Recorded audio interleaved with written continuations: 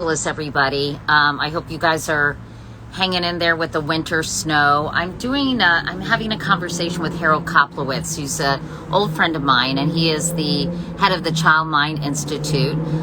He is a very well-known child psychiatrist, and he's written a new book called The Scaffold Effect. And I thought, hi, everybody. I thought it would be helpful for people to get some really good information and advice on how to deal with kids of all ages during this pandemic and what he means by a scaffold effect. I think a lot of people are really probably having a challenging time with their children, whether they're adult children or little kids. I so admire all these moms, especially because they are doing the lion's share of the work, although there's some fantastic dads out there too, but they do twice as much housework as men, according to a study. So get your husbands or your partners to make sure that they chip in. But anyway, Harold's going to give advice for everybody. Harold is, hold on. Oh, he's in here. Okay, we're going to see if we can find him. He's going to give us some advice on how to really keep your child strong during the pandemic, and tell us a little bit more about this scaffold effect, which is the name of his new book. So Harold is coming at some moment, and he'll be here momentarily. In the meantime, if you guys have any questions for Harold about your kids, your grandkids, if you are adult children and you have questions because your parents are driving you crazy, Carrie Monahan, I hope you're not listening to this. Please feel free to ask us anything. And I'm just waiting for Harold. Anyway, it's a pretty day here, I'm so sorry to say, because I know it's still quite cold and snowy in the east. And what do you think's going on? It's loading. We're waiting. We're waiting. Anyway, oh, hi, Josie. Josie's there. It's so nice when I'm able. Hi, Lynn. Hi, Coughlin, 1979. I hope that's not when you were born. That's when I graduated from college. Child Mind Institute is unable to join. Shoot. All right, we're going to figure this out, everybody. Just bear with us.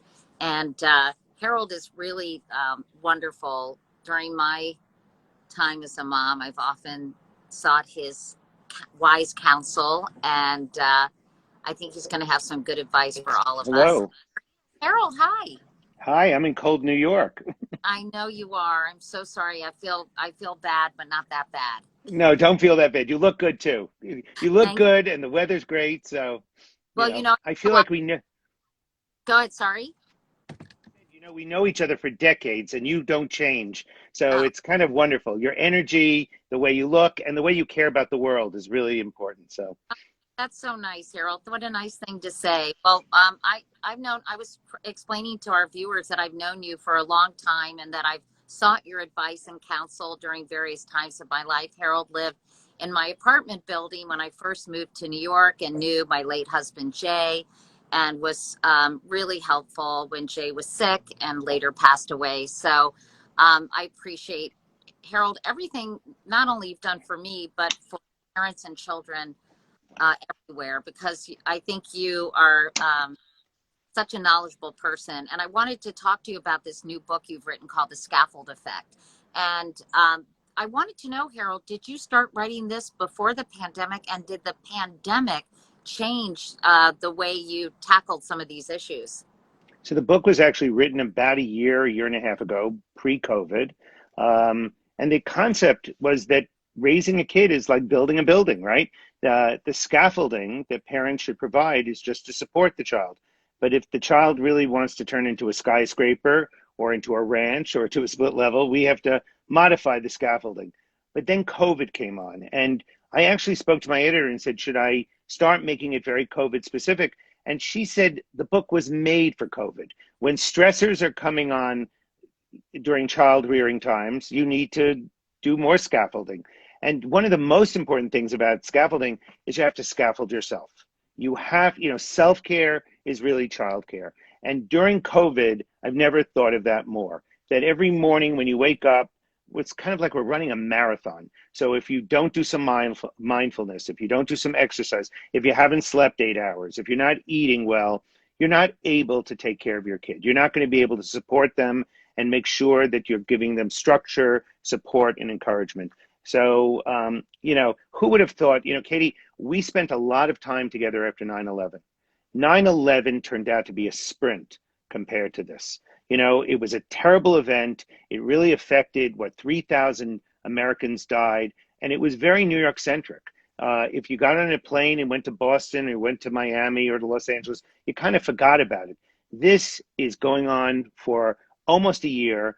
And on top of that, it's affecting the whole world. So inevitably, the goal for parents to support their kids during this, to try to give them some routine, some normality in the time of complete strangeness and weirdness has never been more important.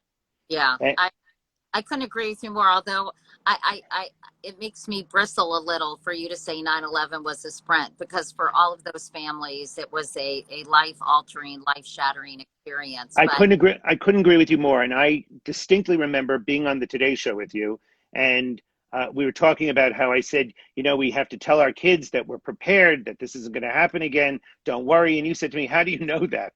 And I said, well, the president is smart, the governor is smart. And after we got off the air, you said, you know what? I'm on TV several hours every day. It feels absolutely awful. My kids are back in our bed. It feels like Jay just died again. It was a tremendously traumatic event. And it was awful for all of us who lived there, who were looking for disappeared persons. Remember, people disappeared and they were putting posters up. But this is going, 500,000 Americans are going to die. And if 500,000 Americans, just think of the grief and the mourning that so many kids are going to be affected by. And if ever there was a time where parents have to say, okay, I can't fix this, and we like to fix things, but I can support you. I can figure out how to make this work. So for instance, if you're a high school student right now, or if you're a college student, your life is much worse than for everyone else. There's new expectations for your academic productivity. There's no real romance or socialization. The work situation is awful. If you're in 12th grade, there are less spots in college this year because so many people deferred last year, so that they're not taking as many kids. And parents have to say to your kids, I can't fix this. This sucks. It's awful. How are we going to scaffold? How am I going to help you support this? Failure is still an option, but we're going to figure out how to get yourself out of this. How are you going to be resilient? So how do you scaffold your kids? Because is it okay? Some of the gains they've made, the independence that they've achieved, because hopefully you've scaffolded them pretty well from the get-go, suddenly you need to rebuild the house or the building, right? Right. How much should you do and how much should you, I think there's always such a balance between doing for your kids, helping them, solving problems for them, and letting them kind of learn how to be self-reliant and solve problems on their own. So what's the right balance, especially during this really stressful time?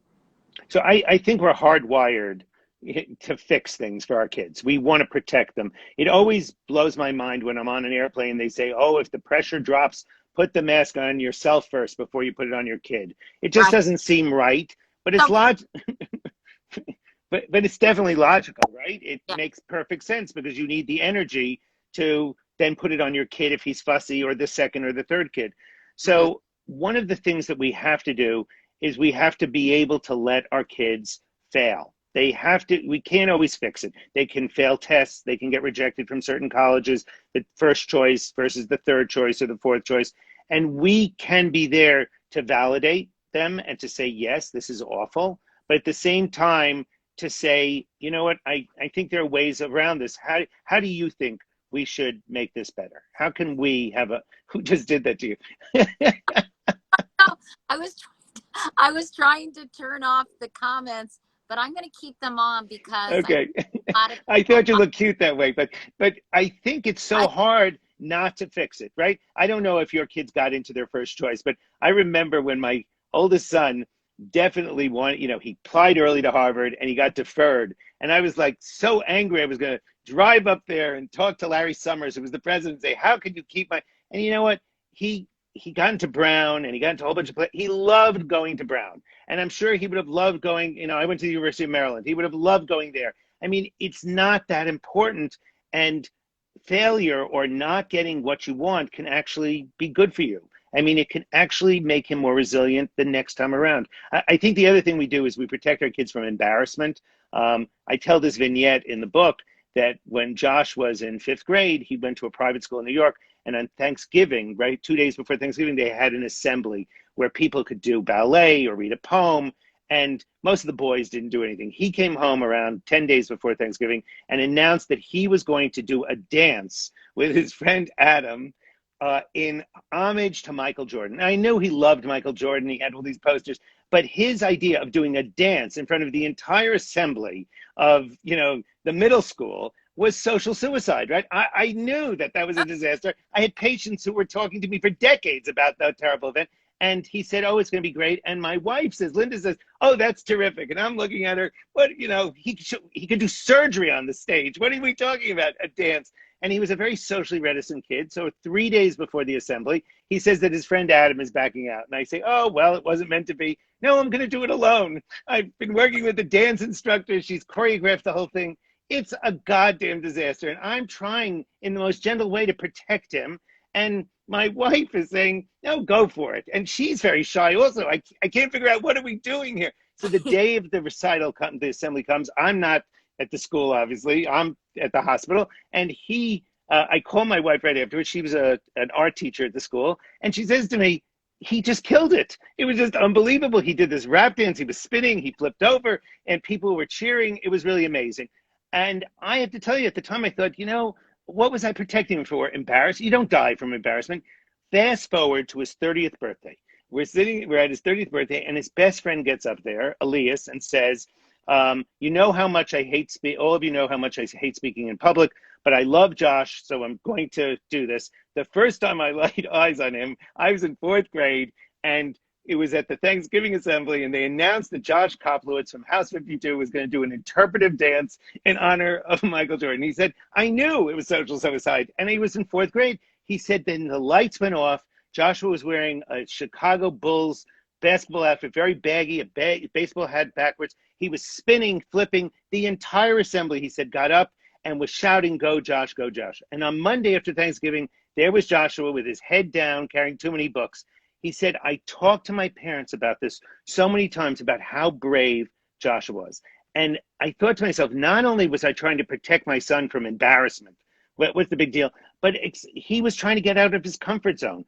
And that's what parents are supposed to do. Put him into a growth zone where they can fail, but they can succeed. And he made Elias braver. I mean, I can't imagine how many kids looked up and said, oh, that's that studious kid who's always, with his head down, dancing in front of all of us. So I think the idea that we're constantly protecting them, or, I think worse than a helicopter, like a concierge, can I get you a better table, a better room, instead of letting them trip a little bit and take some risks, because that's what we want. We want them to take risks. And clearly, we're there to protect them, not to do something life-threatening, but something life-growing almost. But that's during normal times, Harold. As you well know, mental health has really been, I think, destigmatized. A lot of people are having terrible depression, anxiety, and I can understand kind of not protecting them, but how do you balance that when kids are really struggling? They're missing their friends. Carrie's 25. This is supposed to be like one of the best times of her life, and she can't even see her friends. And it's lonely, it's isolating. So what is the best thing to do for your kids? And then we'll talk about little kids too. So let's talk about the older kids first, right? Not over support them too much. But I think first, it's validate. You have it easier than Carrie. There's just no doubt about it. Your work continues. You have a husband. You're in California, so you're able to have some socialization outside. It's different for a 25-year-old. There's no hinging and bumbling, and there's just no, you're going to wear a mask and a condom for the guys. This is absurd. So they have to have a different expectation for their socialization and romance this year. And it's bad, but they have to understand that. The other thing we can do, though, is we can support them by modeling. We can show them that we're exercising regularly, that we are doing a few minutes of mindfulness every day, that we're trying to have some fun, that we're doing something creative, that we're eating something green. but at the same time, to offer them something that you wouldn't typically offer a 25-year-old, that you're willing to go on a jog with her. You're willing to kind of be her friend in a different way than just mom, but what would you like to do? And I think also if she was living under your roof, I would also help structure it. I would say, it's Wednesday, we're going to have pizza, or we're going to cook tonight.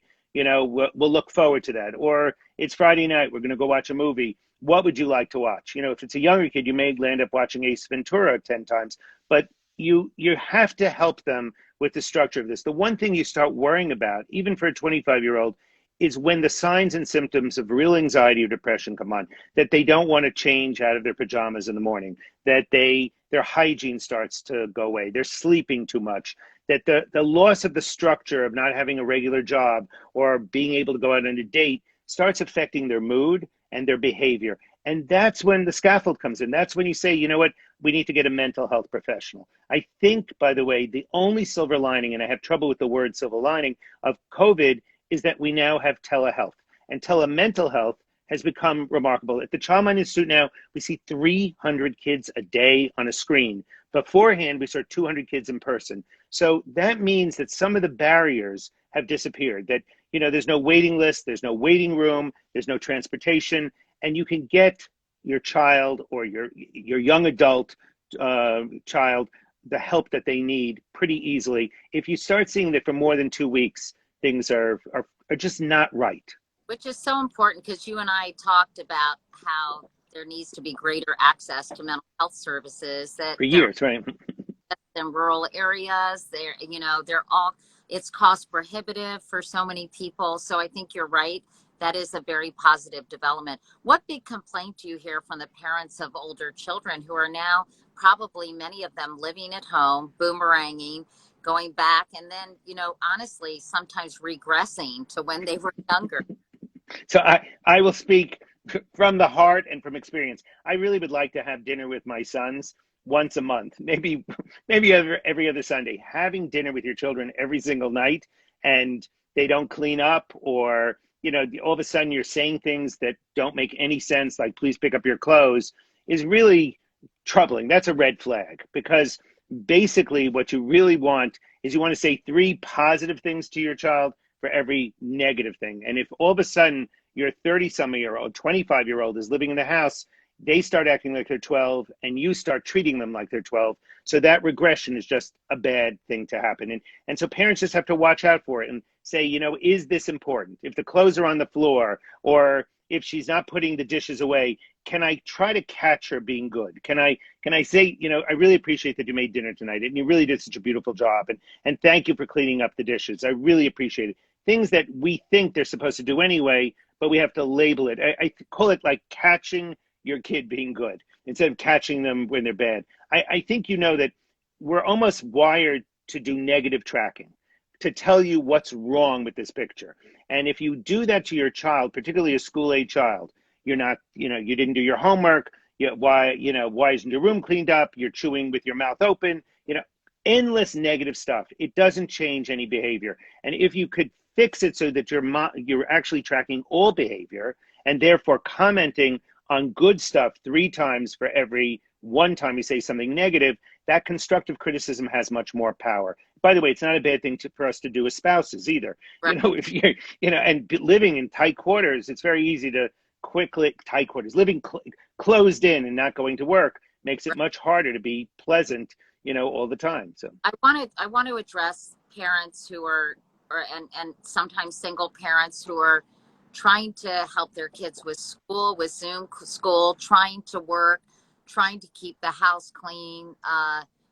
People with little kids, and they don't necessarily have access to childcare because of all the attendant problems with that and the virus. What advice would you give for families? I'm sure so many of them are at their wits' end. These poor parents that are just, I admire them so much, because it must be incredibly exhausting, and so many women have had to quit their jobs. So what would you say you've been seeing with the families of younger children? So the very young kids under the age of 5, those kids are doing great, by the way. None of those children are saying, oh, I miss daycare. You know, they are now with mom and dad many, many more hours. They're really, it's wonderful. It's actually wonderful. It would be nice if parents could make sure they can go to the park, do some distance socializing, something that's safe. But by and large, these kids are going to be fine. The fact that they're missing out on whatever socialization they get when they're 3 or 4 in a preschool is outweighed by all the wonderful time they're spending with mom and dad. Mom and dad are having more trouble. Mom and dad already have a job, plus they're a parent, plus they're keeping the house clean, and they have to readjust. That's what I meant by self-care. They have to scaffold themselves. They have to say, okay, what am I going to let go? Is it really important that the house look as good as it's supposed to look? I'm going to have to reassess my expectations.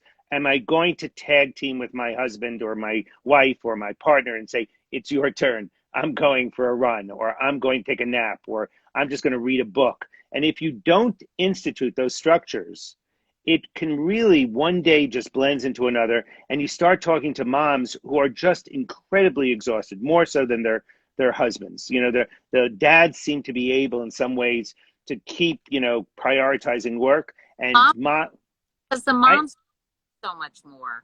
yeah, well, the moms are doing more before COVID also. Right. And they just feel this obligation, and they very often don't say, I need some help here. It's your turn. Because, by the way, Katie, we're only halfway through. We have another 6 months. There is a light at the end of the tunnel. It's not a train. It's actually a vaccine. But this is a mess. And I don't think until the summertime, until we start vaccinating children, and maybe next September have a normal school year or a new normal school year, are we going to get out of this? So you really have to keep taking some deep breaths and take care of yourself and tag team. You can't power through this. And for some type A personalities who are used to having a super clean house, super clean children, super, performance at work, this is unrealistic expectations. It's also true for school age kids. These kids who've gotten stuck on remote learning and can't go to school, I can't tell you how frequently you see the kids just completely, they can't focus. They have their heads on the table. My wife teaches art to middle school students. Sometimes they turn the camera off.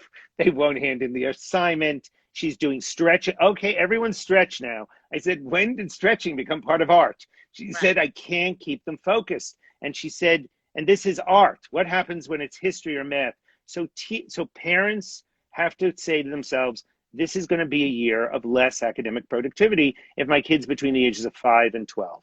And it's okay. And I'm going to figure out what they can do and what they can't do. But I'm not doing their homework for them. I'm going to help them with the stuff that they have. And if they fail, it's okay. We'll do better on the next test.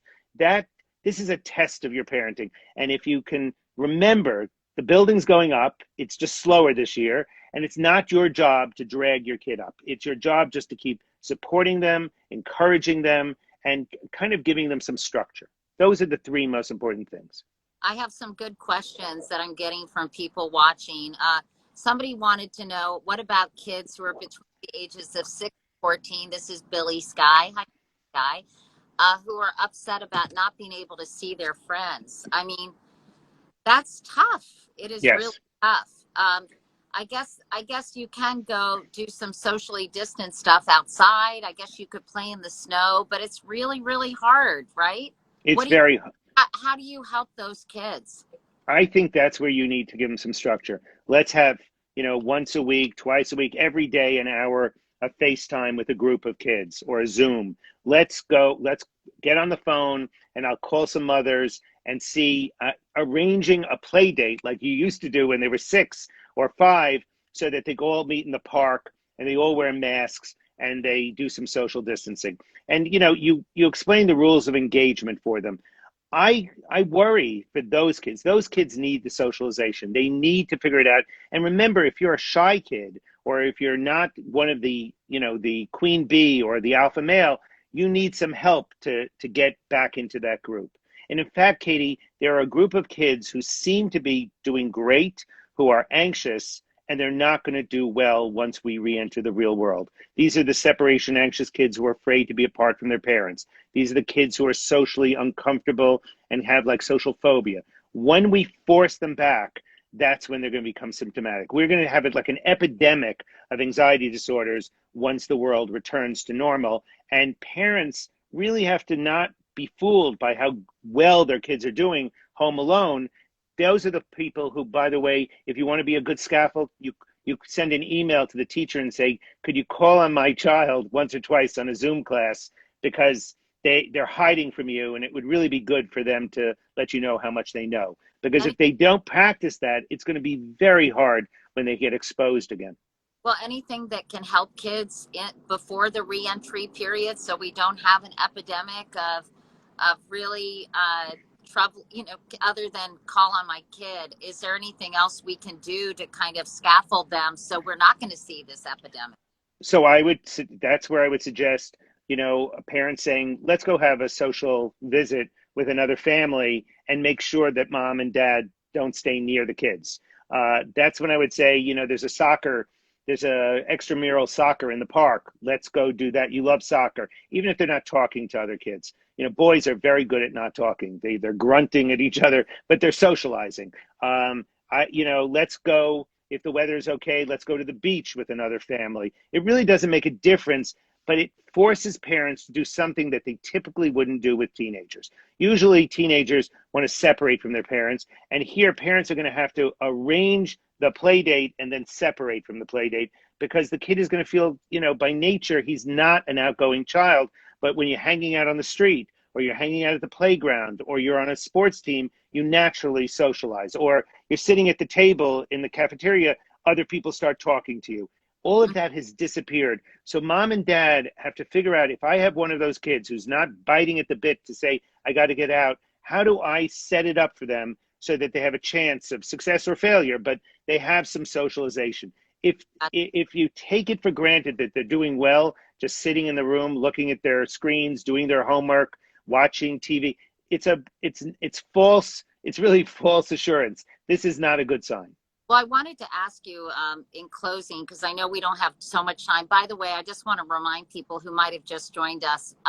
This is Dr. Harold Koplowitz, a good friend of mine, and he is the head of the Child Mind Institute in New York City, which helps so many kids who are having mental health issues of all kinds.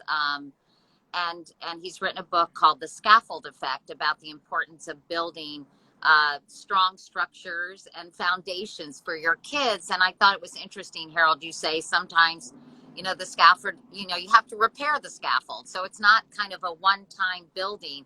You have to do some renovation and restoration. And shingles fall off and tiles fall off. And Yeah. Also, I think you really have to make sure that you don't, decide what the building looks like. The scaffold supports it. I always tell the story that, my oldest kid was so good at science, I wanted him to be a doctor. And at a certain point, he said, I hate blood. I'm not going to be a doctor. I mean, he just said, put that plan away. And I realized, okay, we're not building a doctor. And at a certain point, he decided he wanted to be a DJ. Now, I have to tell you, Katie, there were three Jewish... Same one as the Michael Jordan dance one? Yes. Can you imagine? There were three white Jewish DJs, Mark Ronson, DJ Cassidy, and DJ Josh K. So, okay, we were building a DJ. Okay, that's what we were scaffolding. And he went to Brown. That's the good school, right, for DJs. And, we thought he'd go to LA after he graduates. Between his junior and his senior year, he spends the summer at Goldman Sachs. And he drinks the Kool-Aid. He's somehow going to be in private equity. I don't even understand what private equity means, but that's what he decides. And he gets a job offer there.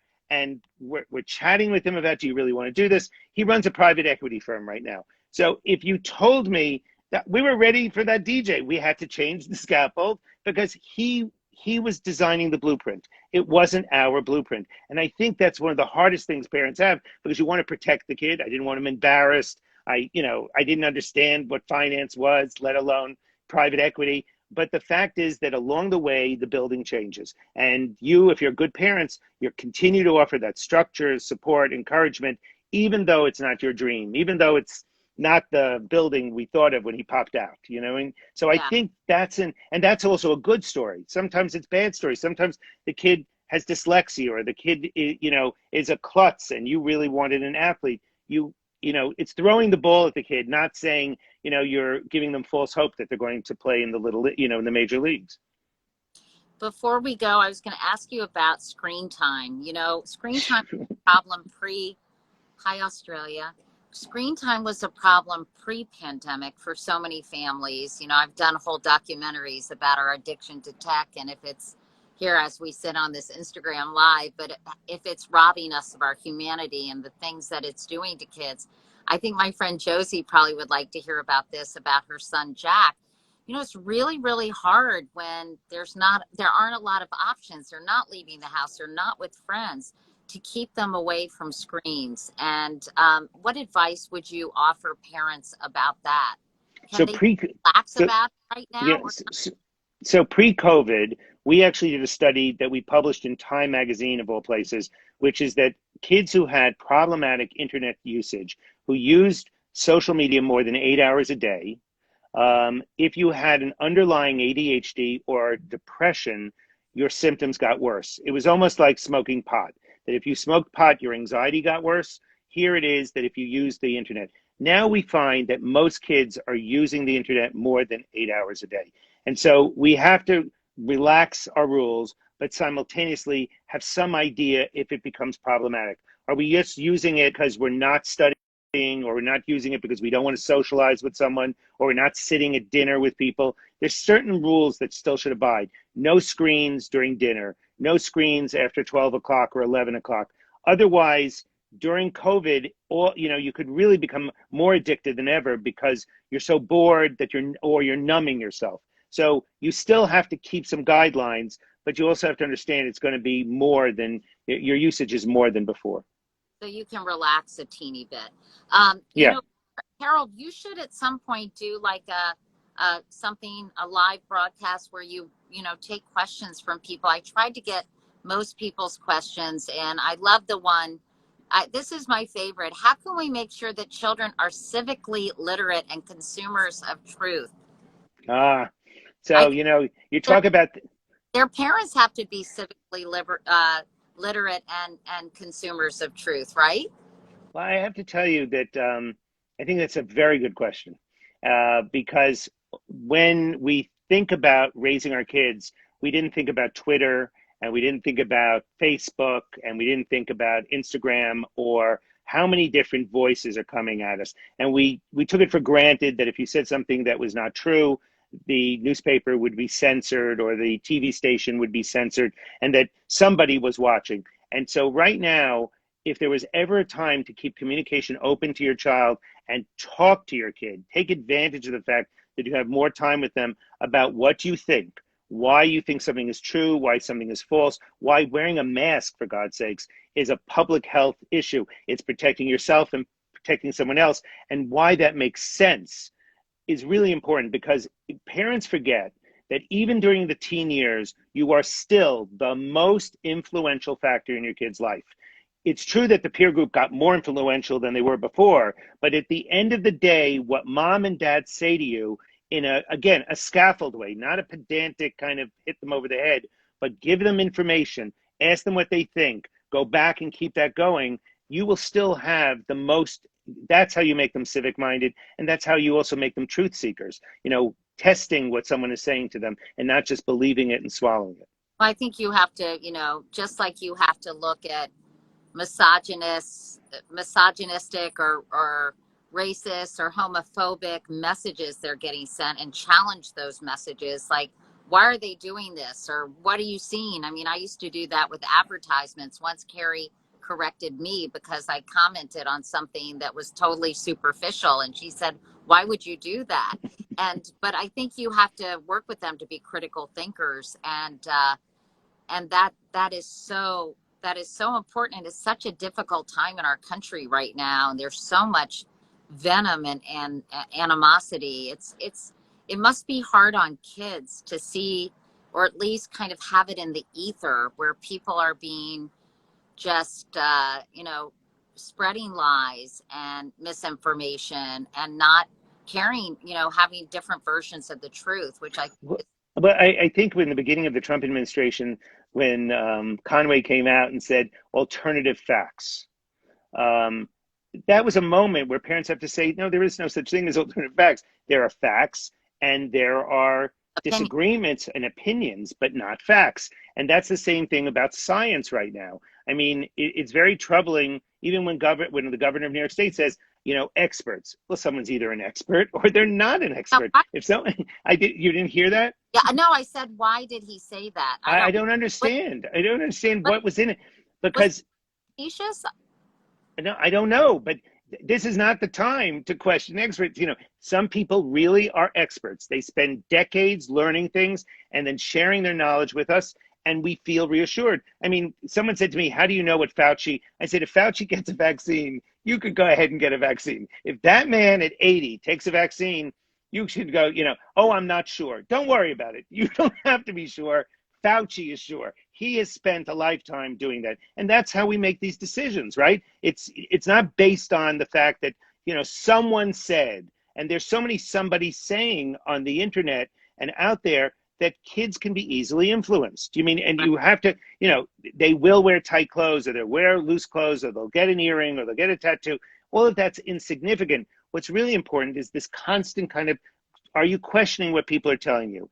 Are you just doing it because other people are saying it? And that, by the way, is the perfect example of a scaffold, that you're not forcing them to do something, but you're supporting them. You don't get crazy. You don't yell at them. Part of dispassion is really important too, that you're warm, but you're listening and you give them the reason why they should be able to be resilient, that they could be able to question later on when you're not around, when you're not whispering in their ear. And I It's think always good. By the way, I never run out of talk with you, by the way.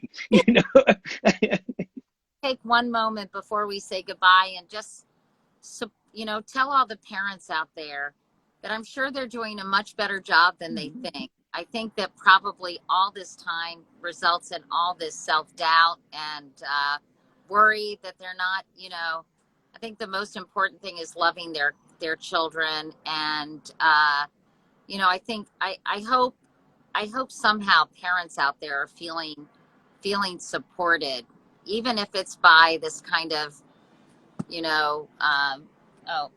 John just hit a golf ball up here. Even He's having a good time. Okay. virtual community of people, and know that they can get help and turn to friends, and they need to have company too, and they need So I would suggest, if we're going to tell a parent what to do, to try to do self-care, please try to get 8 hours of sleep.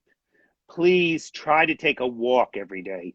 Do some kind of exercise. And 3, if you could do 10 minutes a day of mindfulness. No, you don't have to learn how to do transcendental meditation.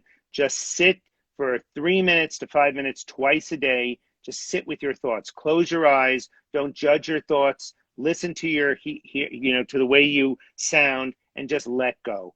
Do that for yourself, and you will be a better parent, because you need to charge. You need to recharge and recognize we still have a bit of a way to go to get through this.